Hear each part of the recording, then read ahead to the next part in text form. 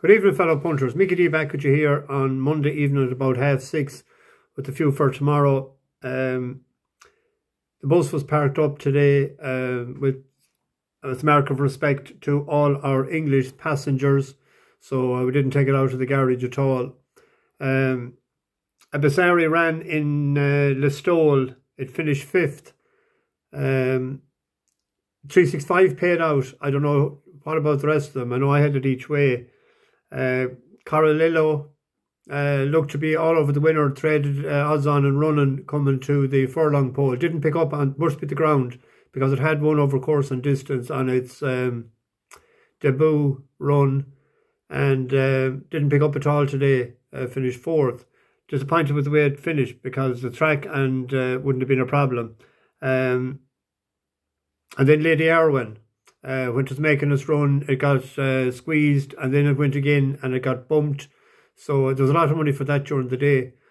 I think it went off about 5-1. So maybe that'll be back to Dundalk, I'd say, for us to pick up.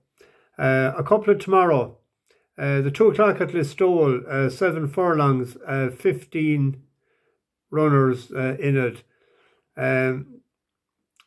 I normally don't look at stats and trends and handicaps, but the reason I did was to see had a 3-year-old won this before. And a 3-year-old won this from 2010 to 2014. The meeting was abandoned in 2015. Since then, 3 5-year-olds, 2 6-year-olds and a 4-year-old. So it's quite a while for a 3-year-old to have won. But we have to give another chance to Rose of Malta. It was awfully unlucky last time for us. It broke sort of a tad slow. And then I went solo up the middle of the track. It did suit the closing run of a ground specialist that needed heavy ground, and it ran a bit green. It ducked and dived over and back. Heffernan stays loyal. It's thrown in 5. It's only a 3-year-old filly. The top of the ground won't be a problem because the second in Dundalk before. It needs to break, get a nice position, but it's 6-1. We're going to be cautious and we can go a pint each way.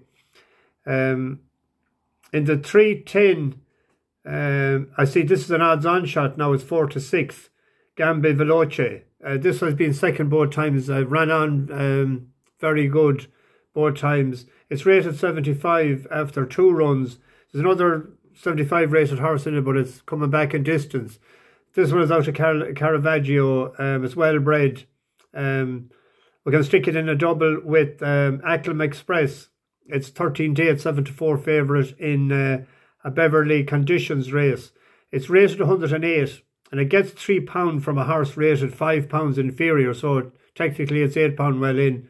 It finished 3rd in the King's Stand Stakes, a Group 1 to the Australian horse. And then it ran in a Group 2.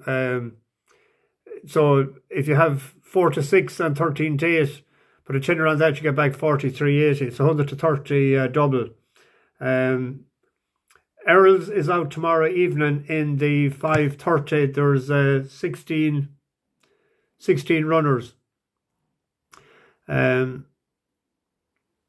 It's a good pot. There's 13,000 to the winner.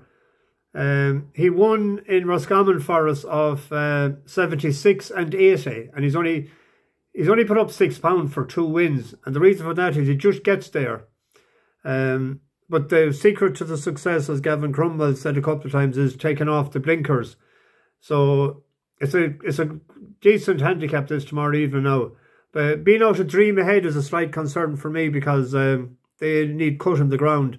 But he does seem to go on most grounds. But it'll be...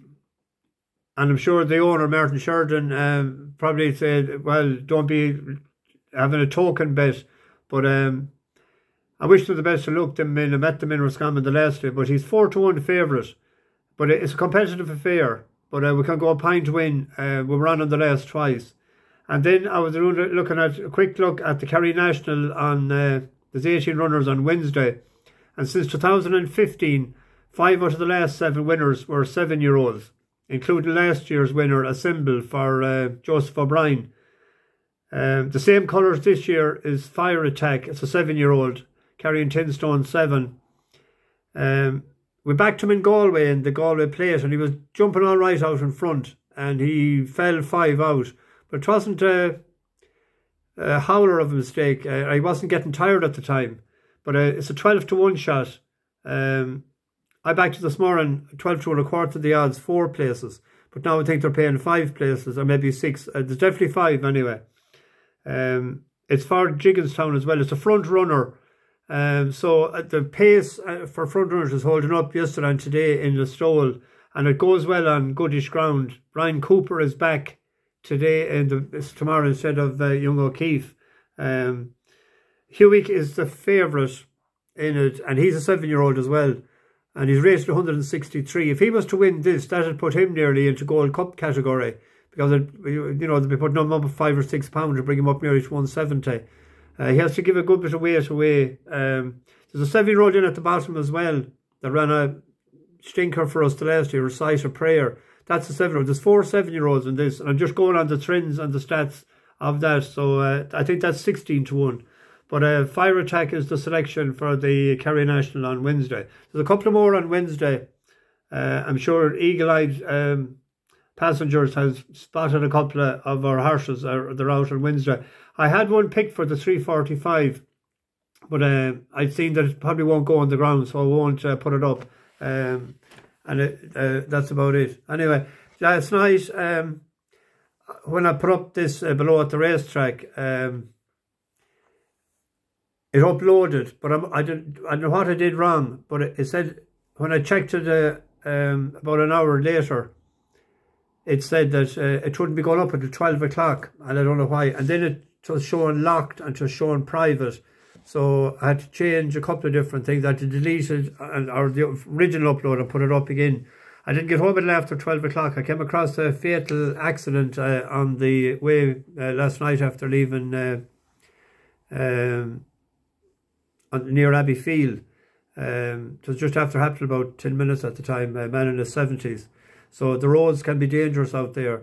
So I visited an aunt in Gort on the way home in Cundinagalliva, and it was after 12 o'clock when I got home. But not a bit tired this morning. I was up again at 6:30. So not to worry. We have a few things to do now during the week before we get off again. I might even go Thursday night yet if I get a few things done around the house. Over and out. Bash the bookies.